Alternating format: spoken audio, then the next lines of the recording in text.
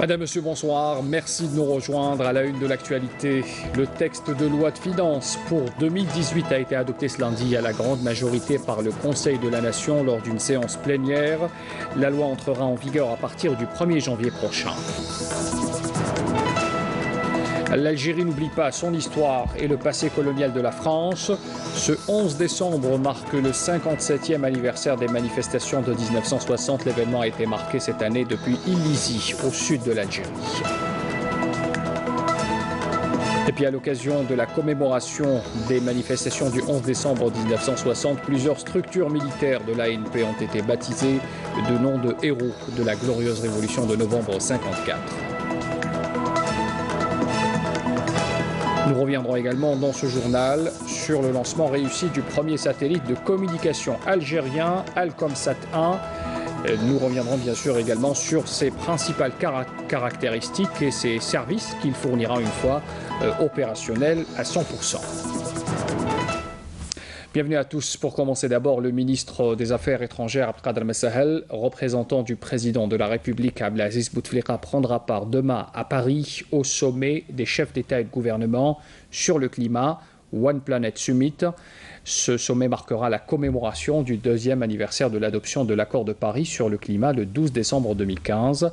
C'est un événement à caractère international et qui aura pour objectif de donner une plus grande impulsion politique à la lutte contre les changements climatiques. Comme j'ai annoncé en titre également, le texte de loi de finances pour 2018 a été adopté ce lundi à la grande majorité par les membres du Conseil de la Nation. C'était lors d'une séance plénière présidée par Abdelkader Ben Salah et en présence bien sûr du ministre des Finances, Abdelrahman Raouia, et d'autres membres du gouvernement. Le texte, il faut le rappeler, prévoit une série de mesures législatives et fiscales allant dans le sens de la consolidation de l'investissement productif et du renflouement des recettes budgétaires. Il maintient également le dispositif de solidarité nationale. À noter que ce texte entrera en vigueur officiellement à partir du 1er janvier prochain. Toujours au Parlement, cette fois à l'APN, la ministre de la Télécommunication, des Technologies et du Numérique, Iman Houda Faraoun, présentait ce lundi son projet de loi sur le commerce électronique devant la Commission des affaires économiques, du développement, de l'industrie, du commerce et de la planification. La ministre a déclaré que ce texte vise principalement à encourager le développement du commerce et des transactions électroniques, à protéger aussi les personnes physiques et sécuriser les opérations commerciales, mais surtout lutter contre le commerce parallèle sur Internet. Lors d'une séance plénière à l'APN toujours, le ministre de la Justice, garde des Sceaux, Taïeb Louha, a répondu aux préoccupations des députés. Ils ont également discuté, donc les deux parties, du projet de loi relatif à l'organisation des prisons et la réintégration sociale, ainsi que la loi relative au Conseil d'État. Le compte rendu avec Amal Esselitera. Lors de cette séance plénière, le ministre de la Justice, garde des Sceaux, Taïeb Louha, a insisté sur les grandes réformes réalisées dans le domaine de la justice. Il a également rappelé que la priorité est donnée à la préservation de la dignité du citoyen algérien et de ses droits.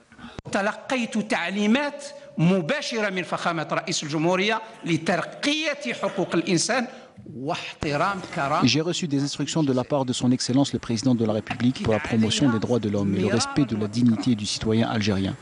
D'ailleurs, j'insiste sur ce point et je tiens à valoriser ce qui a été réalisé par son Excellence le Président de la République, qui a procédé par décret présidentiel à la création de l'instance nationale de lutte contre la cybercriminalité. Ce sont quelques réalisations dans le domaine de la promotion du pouvoir judiciaire et son indépendance, et la lutte pour les libertés et la promotion des droits de l'homme, ainsi que le respect de la dignité du citoyen algérien qui est fondamental. Le ministre a par ailleurs indiqué que l'Algérie est signataire de la Convention internationale de lutte contre la corruption et a procédé à l'adaptation de ses législations relatives à la lutte contre la corruption.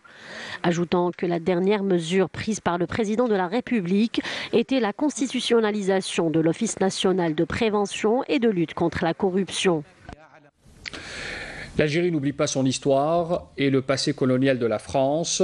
On commémorait aujourd'hui le 57e anniversaire des manifestations du 11 décembre 1960, marqué cette année officiellement depuis Illizi, dans le sud du pays. Sur place, le ministre des Moudjahidines, Taïeb Zitouni, a affirmé à Tarat exactement que cette date constitue une opportunité pour ressusciter et glorifier notre histoire et préserver surtout les acquis de la glorieuse révolution de libération nationale. À partir d'Ilizi, où il a présidé les festivités officielles commémoratives du 57e anniversaire des manifestations historiques du 11 décembre 60, le ministre des Moudjahidines Taïb Zitouni a affirmé que cette date constitue un rendez-vous important pour le peuple algérien afin de réaffirmer sa fidélité aux martyrs et poursuivre la lutte. Le 11 décembre 1960, une manifestation populaire, un jour mémorable dans l'histoire de la nation algérienne qui n'a fait que consolider les liens et l'unité du peuple, ainsi que sa glorieuse révolution inscrite dans l'histoire de l'humanité. C'est une date commémorative qui constitue une halte pour glorifier l'histoire de l'Algérie et préserver les acquis de la glorieuse révolution du 1er novembre 1954, dont l'impact a été bien perçu sur la scène internationale et dont le message de lutte a traduit la détermination du peuple algérien à arracher son indépendance et sa souveraineté. À cette occasion, une cérémonie a été organisée en l'honneur des membres de la famille révolutionnaire de la région du Tassilin Adjer. Un hommage spécial a été rendu aussi par la population de la région au président de la République Abdelaziz Bouteflika en signe de reconnaissance pour sa participation et sa contribution à la glorieuse révolution et à la phase de construction et d'édification. Et à l'occasion de la commémoration du 57e anniversaire des manifestations du 11 décembre 1960, plusieurs structures militaires relevant de l'ANP ont été rebaptisées de noms de héros de la glorieuse révolution de novembre. Les détails avec Salam Kasser. En exécution de la décision du haut commandement de l'armée nationale populaire d'attribuer aux structures et unités de l'armée nationale populaire des noms de chouhada de la glorieuse révolution de novembre et à l'occasion de la commémoration du 57e anniversaire des manifestations du 11 décembre 1960. Le général-major Habib Chentouf, commandant de la première région militaire, a présidé aujourd'hui les cérémonies de baptisation de l'établissement central des matériels aériens de Blida, première région militaire, au nom du défunt Moudjahed Barti Miman, ainsi que celle de l'établissement de maintenance des aides à la navigation de Blida, première région militaire, au nom du Shahid Moukarani Ahmed. Ces cérémonies ont connu, en plus de la présence des officiers de ces unités, la présence des représentants des autorités locales, des représentants de la famille révolutionnaire, les familles des chouhada, ainsi que la famille du défunt Moudjahed qui a été honorée par la remise de cadeaux symboliques. Le siège du secteur militaire et du 138e bataillon d'infanterie d'Adrar ont été baptisés lundi du nom des chouhada l'Arabi Salam et Hamlili Ibrahim respectivement dans le cadre de la commémoration du 57e anniversaire des manifestations du 11 décembre 1960. La cérémonie a été présidée par le chef d'état-major de la 3e région militaire de Béchar, le général-major Amar Bouafia, en présence notamment de cadres et officiers supérieurs de l'armée nationale populaire, des autorités locales de Moudjahidines et de membres des familles des deux shahids.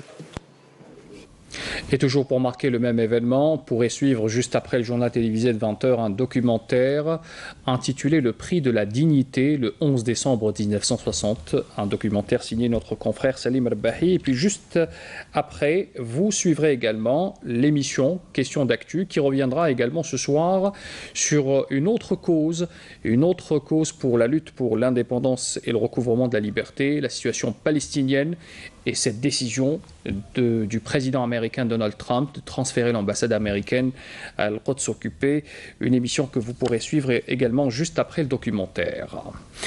Revenons sur l'événement qu'a connu l'Algérie hier, c'est ce lancement réussi du satellite Alcomsat 1, lancé hier avec succès par le lanceur chinois Long March 3B. Depuis cette station chinoise, c'est un satellite qui permettra à l'Algérie de gagner en autonomie et de proposer des offres de services liés aux télécommunications ainsi qu'à la télédiffusion vidéo et audio, Internet également, Internet en haut débit, ainsi que la vidéoconférence. C'est un projet qui a pu voir le jour grâce à un partenariat stratégique algéro-chinois. Halimi Aïcha.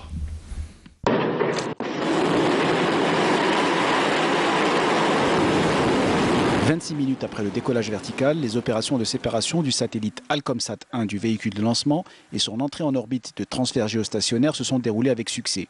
5 manœuvres d'Alcomsat 1 seront nécessaires dans les prochains jours pour atteindre son orbite géostationnaire à 36 000 km. L'exploitation et le contrôle du satellite seront effectués par les ingénieurs de LaSalle depuis les centres d'exploitation des systèmes de télécommunications de Bourgzoul à Médéa et de Bouchaoui à Alger. Ces opérations auront lieu dès la séparation du satellite du lanceur jusqu'à sa position orbitale géostationnaire. Il est prévu une période de 3 à 6 mois pour les phases de mise à poste et de test en orbite avant l'exploitation opérationnelle du satellite.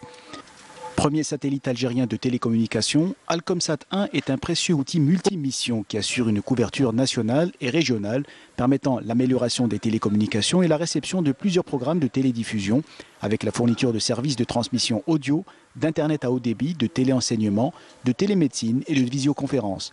Sur les 33 transpondeurs dont dispose le satellite algérien de télécommunications spatiales, 9 sont dédiés à la diffusion de chaînes de télévision et de radio numérique.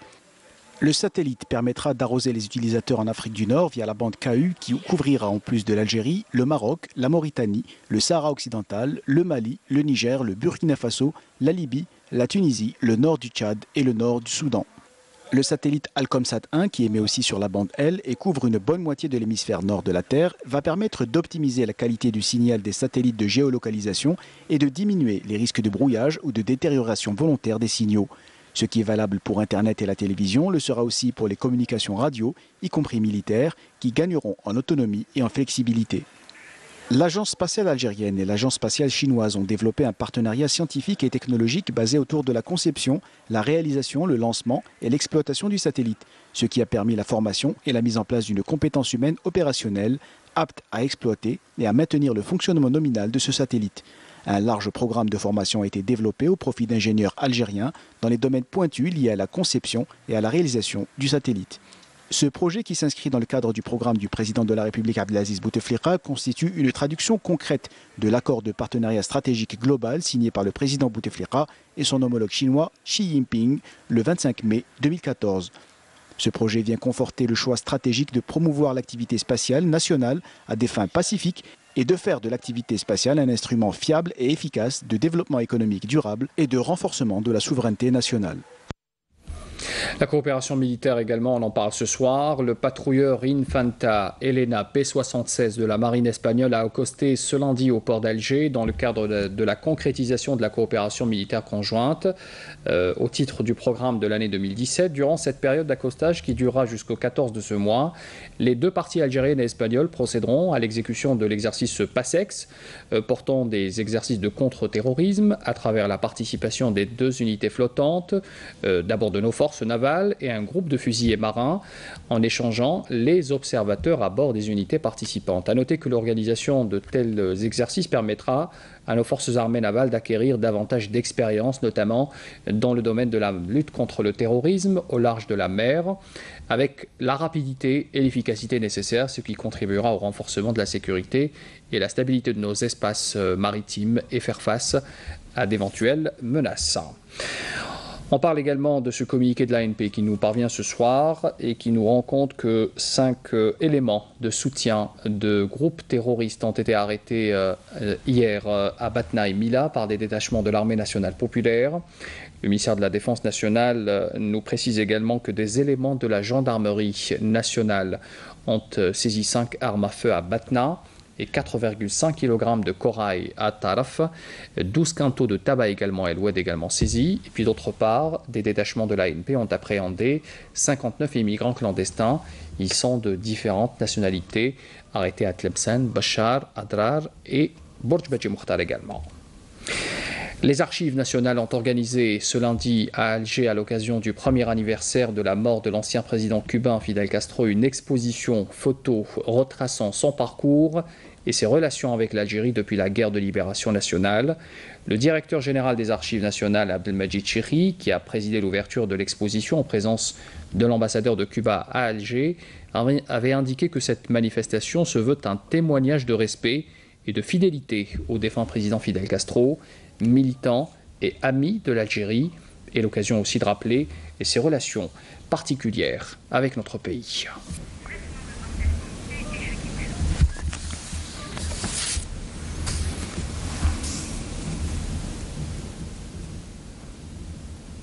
Et on parle également ce soir de cet événement sportif, le symposium du renouveau du football algérien. Il s'est ouvert ce lundi au Centre national des conférences Abdellatif Farhel, à Club des Pins. avec la participation d'environ 500 personnes. Il est placé sous le haut patronage du président de la République. Techniciens, experts et anciens joueurs, toutes générations confondues, traiteront durant 2 jours de 8 thématiques retenues par les organisateurs. Il s'agit de faire aussi un diagnostic sur les problèmes qui rongent le football algérien avant de proposer des remèdes efficients à travers les recommandations en associant toutes les parties prenantes. C'est en tout cas le souhait de la Fédération algérienne de football, organisatrice de ce rendez-vous. Pour en savoir plus, on retrouve à partir du CIC Hakim Keshroud. Vous êtes sur place, vous avez suivi les travaux pour ce premier jour. Qu'en est-il ? Quelles ont été les interventions concernant les propositions, surtout concernant le football algérien? Hakim, bonsoir. Bonsoir Zohir Bendimaled, bonsoir à toutes et à tous. Et oui, effectivement, vous avez pratiquement bien synthétisé la situation. Le football algérien qui vit dans un marasme assez important, qui dégoûte pratiquement un peu tous les acteurs du football national.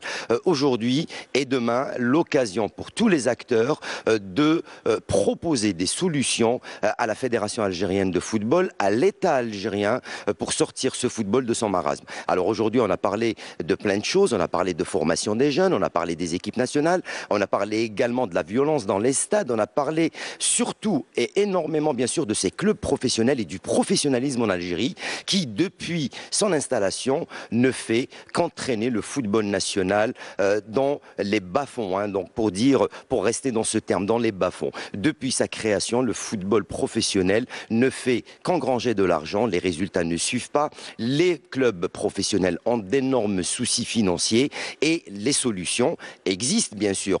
C'est l'occasion lors de ce symposium de débattre de ces solutions, surtout que chacun donne son avis sur une approche différente du professionnalisme. Le point le plus important également à débattre, c'est surtout sur la formation des jeunes, l'encadrement des jeunes, la création des infrastructures. Aujourd'hui, j'ai eu l'occasion d'assister à l'atelier animé par M. Boualem Sharef, qui est le directeur des équipes nationales, mais également Reda Abdouche, qui est ancien entraîneur, qui est membre donc de ce symposium, mais également un président de club, M. Al-Morro, président de l'Azmo d'Oran, qui a exposé la situation de son propre club, mais également de tous les clubs professionnels. Donc aujourd'hui, c'est une première journée où les ateliers ont démarré. On a parlé des droits de retransmission télévisuelle, on a parlé de sponsoring, on a parlé de formation. Les ateliers continuent. On va ce soir, bien sûr, sortir avec certaines recommandations qui vont être lues demain en clôture de ce symposium et on espère bien sûr par la suite que ces recommandations seront transmises au pouvoir public afin qu'elles puissent être mises en application. C'est ce que tous les participants et la Fédération algérienne de football souhaitent en un premier lieu. Voilà ce qu'on peut dire aujourd'hui sur ce symposium qui a débuté, vous l'avez dit, à 9h du matin avec l'allocution de monsieur le ministre de la Jeunesse et des Sports, monsieur El Hadi Ould Ali, et le président de la Fédération algérienne de football, monsieur Kherdin Zachi. On s'attend à ce que ces ateliers nous ramènent et nous donnent le maximum de recommandations positives pour extraire le football, mais surtout le sport national du marasme dans lequel il vit. Merci Hakim Keshroud pour ce compte rendu complet et précis à propos de cette première journée et toutes ces propositions faites au cours de ce symposium. On entendra bien sûr de revenir demain sur les recommandations et sur les solutions que doivent être prises et décidées par les pouvoirs publics concernant le football algérien. On reste avec le sport pour parler cette fois du rallye. Le rallye qui continue dans la région de Béchar à Tarit précisément. Le rallye Challenge Sahari International pour donner le nom complet bien sûr avec cette 5e étape du rallye programmée ce lundi.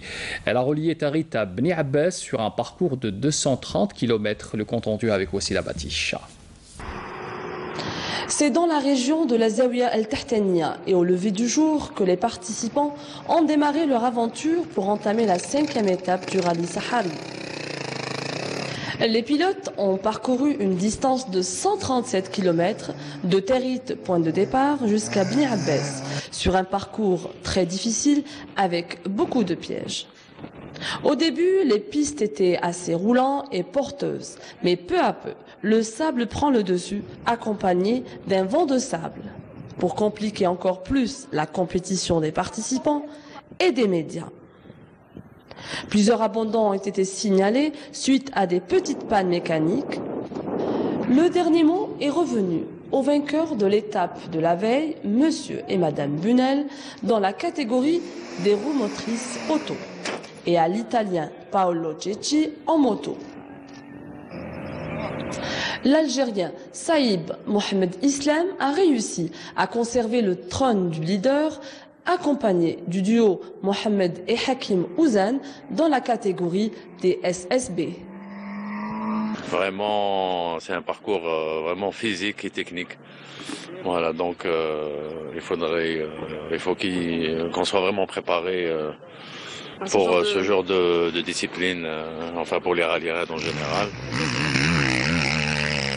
Voilà pour cette 5e étape qui se déroule, je le rappelle, entre Tarit et Bni Abbas, en attendant bien sûr l'étape de demain. On termine avec la culture pour vous parler de cette école des beaux-arts à Mostaganem Mohamed Khadda qui forme des centaines d'étudiants chaque année. Plusieurs matières sont enseignées, notamment la peinture, la calligraphie, la céramique et l'histoire de l'art. L'école dispose aussi de toutes les commodités nécessaires. Abdelhalim Aïch s'est rendu sur place. Reportage. L'école régionale des beaux-arts Mohamed Khadda de Mostaganem s'étend sur une superficie de 14 000 mètres carrés. Elle dispose de toutes les commodités nécessaires à l'épanouissement des étudiants durant leur cursus qui dure 4 années, dont 2 en tronc commun et 2 de spécialité. Parmi les matières enseignées, on peut citer le dessin, la peinture, la céramique, mosaïque, mais aussi la sculpture, la calligraphie et le design. Les étudiants viennent de différents horizons. Les étudiants ils viennent à peu près d'une trentaine de wilayas. Ils viennent de l'extrême sud de l'Algérie, de Tamarasat, Ilizi, Adrar, Bachar, enfin, Tébessa, Annaba, Constantine, Batna, Stif. L'école des beaux-arts de Mostaganem, Mohamed Khadda, elle organise chaque année des rencontres pédagogiques. Par exemple, rencontre pédagogique sur le thème du dessin, la céramique, la mosaïque, la gravure, la peinture, le design. Et on y participe à des différentes manifestations. On a beaucoup de projets. On a un corps enseignant qui est solidaire, qui est très actif aussi. La majorité de nos enseignants sont des artistes qui sont actifs. Ils sont dans le domaine de l'art et ils participent à des expositions individuelles et collectives. Parmi les matières enseignées, l'histoire de l'art figure en bonne position. C'est justement la diversité de l'art. On sait pertinemment comme quoi l'art il a toujours cohabité avec l'homme depuis son apparition, la préhistoire Taldarouk. C'est pour cela que l'histoire de l'art, elle essaie d'éclairer les productions artistiques par rapport à leur contexte politique, mythologique, historique, religieux, conventionnel et ainsi de suite. J'enseigne exactement la peinture, puisque je suis de formation beaucoup plus en spécialité peinture. Mais bon, quand on a acquis une expérience pendant les 8 années estudiantines, quand même, on est passé par presque un cursus général, après tronc commun, de la spécialisation, ce qui fait que un peintre peut être polyvalent, qu'on peut toujours utiliser en dessin. Il peut dépanner dans les arts graphiques selon, bien sûr, les penchants qu'il a, parce qu'on a toujours quelque chose de caché que les autres ne connaissent pas. Et bon, là, c'est beaucoup plus le dessin, les arts graphiques et la peinture. Un enseignement qui devrait porter manifestement ses fruits en inspirant les étudiants. Je voulais faire de l'art parce que quand j'étais petite, j'avais ce talent. J'avais un talent et je ne voulais pas l'abandonner. J'aime la peinture, le fashion design. Dès le début, le premier truc que j'ai vu, c'est des œuvres d'art. J'ai vécu dans une atmosphère d'art. Donc ça m'a boosté. Malgré que j'étais moins les études, mais j'ai toujours rêvé de rentrer dans l'école des beaux-arts. C'était un rêve d'enfance. Depuis l'âge de 10 ans, j'avais envie de faire design graphique. L'école régionale des beaux-arts de Mostaganem forme chaque année des étudiants qui souhaitent perfectionner leur talent et enrichir leurs connaissances pour créer des œuvres uniques. Le rappel des titres avant de clore cette édition. Le texte de loi de finances pour 2018 a été adopté ce lundi à la grande majorité par le Conseil de la Nation. Lors d'une séance plénière, le texte doit entrer en vigueur dès le 1er janvier prochain. L'Algérie n'oublie pas son histoire et le passé colonial de la France. Ce 11 décembre marque le 57e anniversaire des manifestations de 1960. L'événement a été marqué cette année depuis Illizi, au sud de l'Algérie. Et bien à l'occasion de cette commémoration des manifestations du 11 décembre 60, plusieurs structures militaires de l'ANP ont été baptisées de noms de héros de la glorieuse révolution de novembre 54.